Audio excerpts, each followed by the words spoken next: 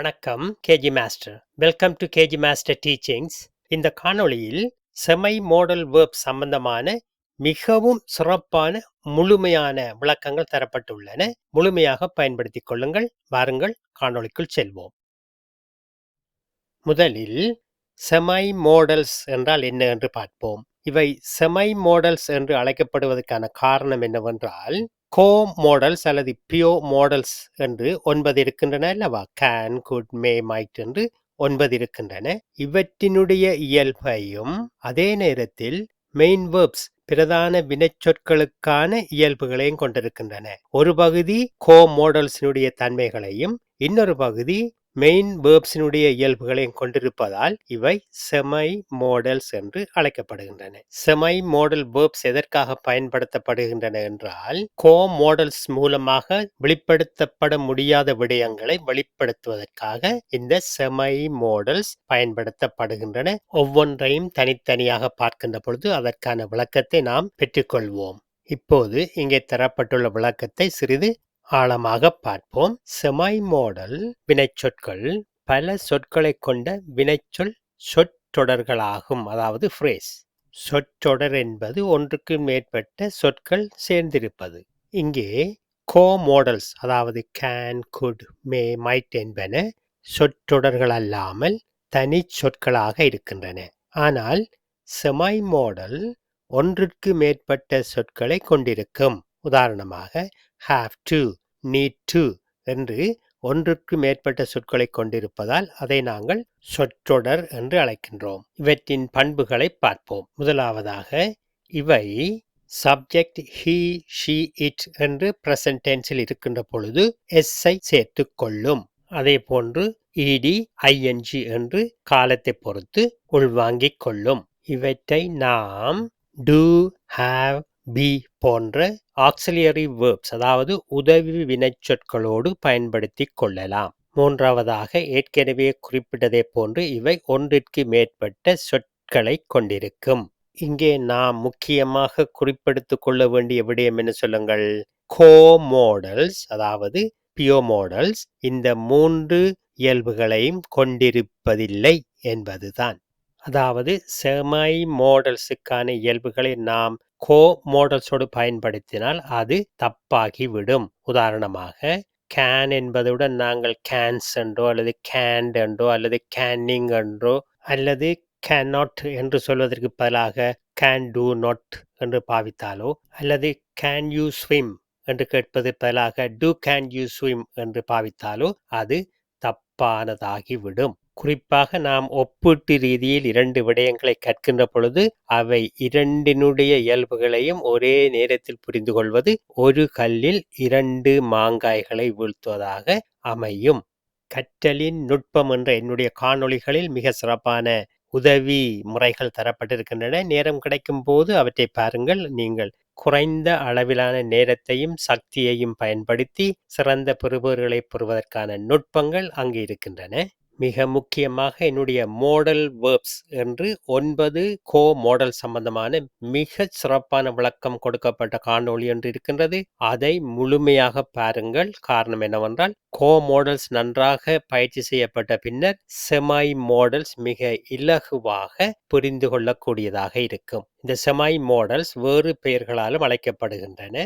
Marginal models, phrasal models, quasi models என்று வெவ்வேறு பெயர்களால் அழைக்கப்படுகின்றன என்பதையும் நினைவில் வைத்துக் கொள்ளுங்கள். இப்போது அவற்றினுடைய டைப்ஸ் அண்ட் நேச்சர் என்ன என்று பார்ப்போம். மிக தெளிவாக தமிழில் அதற்கான பொருத்தமான விளக்கம் தரப்பட்டிருக்கின்றது. அதை ஒவ்வொன்றாக பார்ப்போம். have to எக்ஸ்டர்னல் obligations அதாவது வெளிப்புற கடமை, அவசியத்தன்மை. need to என்பது நெசசிட்டி அதாவது அவசியத்தன்மை, தேவைப்பாடு. இங்கே ஒரு முக்கியமான விடயத்தை கவனியுங்கள். அவசியத்தன்மை என்பது நெசசிட்டி என்பது இரண்டிலும் இருக்கிறது. have to-லும் இருக்கிறது, need to-லும் இருக்கின்றது. அவற்றை தனித்தனியாக பார்க்கின்ற பொழுது குறிப்பெடுக்க தவறாதீர்கள். ought to, used to, dare to, be able to, be going to என்பன கோ செமை மாடல்ஸ்.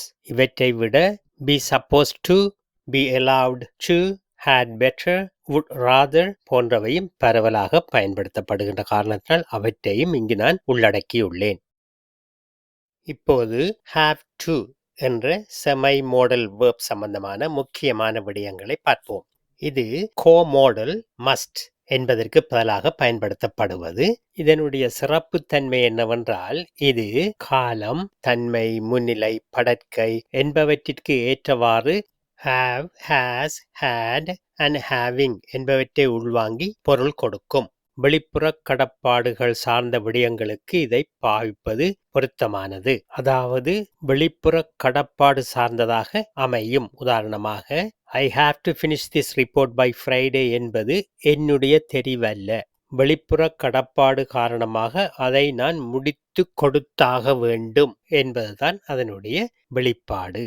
அதாவது எங்களுடைய சொந்த தெரிவாக அல்லாமல் ஒரு விடயத்தை நிறைவேற்றியாக வேண்டும் என்பது தான் have to என்பதனுடைய வெளிப்பாடு. You have to work tomorrow என்பது நாளைக்கு நீங்கள் வேலை செய்தாக வேண்டும் என்பதுதான். இங்கு முக்கியமாக கவனிக்கப்பட வேண்டியது என்னவென்றால், இது அதிகாரத்தின் குரல் அல்ல, கடப்பாடு அல்லது அவசியத்தன்மை பற்றிய வெளிப்பாடு என்பதாகும். இந்த செமை மாடல் ஆக்சிலியரி வேர்ப்ஸ், அதாவது துணை வினைச்சொல்லாக do, does, did என்பவற்றை வினாக்களை உருவாக்குவதற்கும் எதிர்மறையான கூற்றுக்களை கூறவும் பயன்படுத்தும். உதாரணத்தை பாருங்கள். Do you have to work tomorrow? வினா வாக்கியம். You don't have to work tomorrow. எதிர்மறை வாக்கியம். ஏனைய வாக்கியங்களையும் நன்றாக பயிற்சி செய்யுங்கள். ஏற்கனவே குறிப்பிட்டதை போன்று have to என்பது pure modal must என்பதற்கு சமமானது. இப்போது need to என்பதை பற்றி பார்ப்போம். இதுவும் நெசசிட்டி தான், ஆனால் இது பர்சனல் அல்லது பிராக்டிக்கல். இந்த செமை மாடல் சாதாரண need என்ற வினைச்சொல் போன்று பெரும்பாலும் செயற்படும். அதாவது நிகழ்கால வடிவங்களான need, needs என்பதும் இறந்த காலத்தின் needed என்பதும் பயன்படுத்தப்படும்.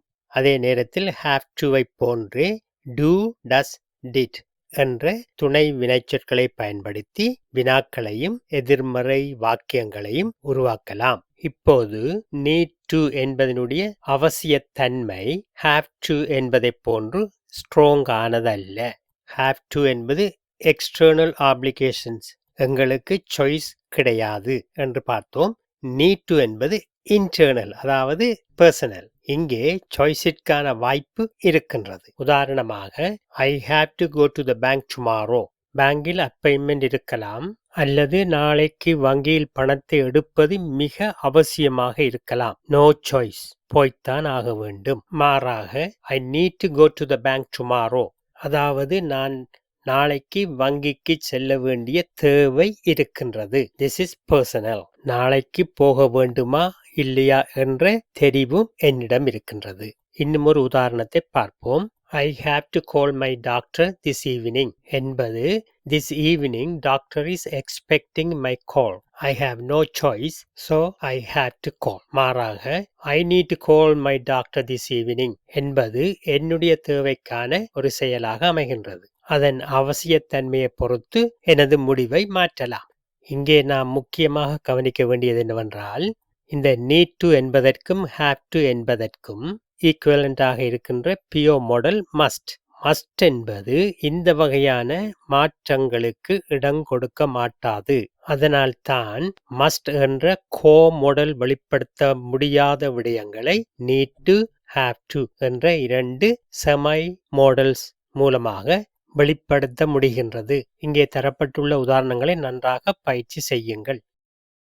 இப்போது நாம் பார்ப்பது ought to, அதாவது கடப்பாடுகள், தார்மீக கடமைகள், ஒழுக்க நெறிகள் போன்ற விடயங்களை ஸ்ட்ராங்காக குறிப்பிடுவதற்கு பயன்படுத்தப்படுகின்ற செமை மாடல். இங்கே நாம் முக்கியமாக கவனிக்க வேண்டியது என்னவென்றால், இது கோ மாடல்ஸ் போன்று, அதாவது சப்ஜெக்டுக்கும் காலத்துக்கும் ஏற்றமாறு தன்னை மாற்றிக் கொள்வதில்லை. need, needs, needed என்று மாறியதை போன்று இது மாறாது. அதனால் இது should என்ற கோமொடலுக்கு ஒத்ததாக அமைகின்றது. இருப்பினும் should என்பதை விட சிறிது ஸ்ட்ராங் ஆனது. அத்தோடு வினாக்களை உருவாக்குவதற்கோ அல்லது நெகட்டிவ் ஸ்டேட்மெண்ட்ஸை உருவாக்குவதற்கோ do, does, did போன்ற துணை வினைச்சொற்களை பயன்படுத்துவதில்லை.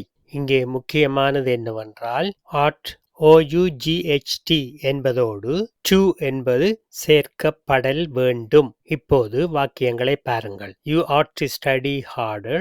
We ought to help the poor. She ought to apologize. இவை ஒரு கடமையாக அல்லது ஒரு அறிவுறுத்தலாக அமைகின்றன. இங்கே அவதானியுங்கள், நெகட்டிவ் ஸ்டேட்மெண்ட்ஸ் மற்றது வினாக்களை உருவாக்குவதற்கு துணை வினைச் சொற்களை பயன்படுத்துவதில்லை. கோமாடல்ஸ் போன்றே தனக்குள்ளேயே மாற்றத்தை ஏற்படுத்தி கேள்விகளையும் நெகட்டிவ் ஸ்டேட்மெண்ட்ஸையும் உருவாக்கும். உதாரணமாக ஐ ஷுட் கோ என்பதை ஷுட் ஐ கோ என்று மாற்றுவது போன்று அமைகின்றது. இப்போது உங்களிடம் ஒரு கேள்வி. இலக்கண விதிப்படி கோமாடல்ஸும் அதாவது கேன், குட், ஷுட் என்பவை போன்று ஒரே மாதிரியாக இருக்கும்போது ஆற்று என்பது எதனால் செமை மோடலாக பயன்படுத்தப்படுகின்றது? ஆரம்பத்தில் இதற்கான விளக்கம் தரப்பட்டிருக்கின்றது, நீங்கள் அறிந்திருப்பீர்கள் என்று நினைக்கின்றேன். இருந்தாலும் வெளிப்படையான விடயம் என்னவென்றால் கோமாடல்ஸ் சிங்கிள் வேர்ட்ஸ், ஆற்று என்பது இரண்டு சொற்கள், அதாவது ஒன்றிற்கு மேற்பட்ட சொற்களை கொண்டிருக்கின்றது. இங்கே தரப்பட்டுள்ள விடயங்களை நன்றாக பயிற்சி செய்யுங்கள். அடுத்ததாக used to. இது past habits, past states, அதாவது கடந்த கால பழக்க வழக்கங்கள், அதே நேரத்தில் கடந்த காலத்தில் ஏதாவது ஒரு நிலை என்பதை குறிப்பிடுவது. அப்போது இருந்தது அதனுடைய மறுபக்கம் இப்போது இல்லை என்பது, அல்லது அது மாற்றமடைந்து விட்டது என்பதை குறிப்பிடுவதாக கூறப்படுகின்ற வாக்கியங்களுக்கு used to என்ற செமை மாடல் பாவிக்கப்படுகின்றது. இந்த used to என்பது எப்பொழுதும் இறந்த காலத்திற்காகவே பயன்படுத்தப்படும். அதே நேரத்தில் வாக்கியங்களை பாருங்கள். I used to play cricket every day. She used to live in Canada. He used to be very shy. இவை எல்லாம் கடந்த கால நிகழ்வுகள். அதே நேரத்தில் இப்போது அவை அவ்வாறு அல்ல என்பதை வெளிப்படுத்துவதற்காக used to பயன்படுத்தப்படுகின்றது. That building used to be a library. அதாவது அந்த கட்டடம் ஒரு நூலகமாக இருந்தது. அவ்வாறு கூறும்போது தற்போது அது வேறு ஒன்றாக இருக்கின்றது என்பதுதான் அதனுடைய வெளிப்பாடு. used to என்பது past tense என்றபடியால் auxiliary verb அதாவது துணை வினைச்சொல் did என்பது மட்டுமே பயன்படுத்தப்பட்டு வினாக்களும் எதிர்மறை வாக்கியங்களும் உருவாக்கப்படுகின்றன. இங்கே முக்கியமாக கவனிக்கப்பட வேண்டியது என்னவென்றால் used to பாவிக்கின்ற பொழுது சாதாரணமாக இடம்பெறுகின்ற 3 தவறுகள் என்ன என்பதை பார்ப்போம். used to என்பது இறந்த காலம் தானே என்று be verb was என்பதை பாவிக்க கூடாது. நெகேஷன் அதாவது எதிர்மறை வாக்கியம் எவ்வாறு அமைக்கப்பட வேண்டும் என்று இங்கு தரப்பட்டிருக்கின்றது, அவ்வாறே அமைக்கப்படல் வேண்டும். அடுத்ததாக நாங்கள் வினாக்களை உருவாக்குவதற்கோ அல்லது எதிர்மறை வாக்கியத்திற்கோ did என்பதை பயன்படுத்துகின்ற பொழுது used என்பது USE used to என்று வருதல் வேண்டும், D வரக்கூடாது. மூன்றாவதாக did என்பதை பாவித்தே வினாக்கள் உருவாக்கப்பட வேண்டும். மிக சிறப்பான முறையில் தனித்தனியாக விளக்கம் தரப்பட்டிருக்கின்றது, நன்றாக பயிற்சி செய்யுங்கள். இப்போது dare என்றால் என்ன என்பதை பார்ப்போம். சேலஞ்ச் அல்லது கரேஜ் இவற்றை வெளிப்படுத்துவதற்கு பயன்படுத்தப்படுவது. இது செமை மாடலாகவும் பயன்படும், மெயின் வேர்ப்பாகவும் பயன்படுத்தப்படும். செமை மாடலாக பயன்படுத்துகின்ற பொழுது to என்பது பயன்படுத்தப்படாமல் DARE dare என்பது மட்டும்தான் பயன்படுத்தப்படும். செமை மாடலாக பயன்படுத்துகின்ற பொழுது subject plus modal negative sentence ஆக இருந்தால் plus not plus base verb அதாவது to என்பது இல்லாமல் பாவிக்க வேண்டும். உதாரணத்தை பாருங்கள். I dare not question him. How dare you speak to me like that? என்னோடு அப்படி பேசுவதற்கு இவ்வளவு தைரியம். இது மெயின் வேர்ப்பாக வருகின்ற பொழுது அந்த வாக்கியத்தில் dare என்பதோடு ஃபுல் இன்ஃபினிட்டிவ் அதாவது to சேர்ந்த வினைச்சொல் வர வேண்டும். அதாவது to speak, to challenge என்பதாக அமைய வேண்டும்.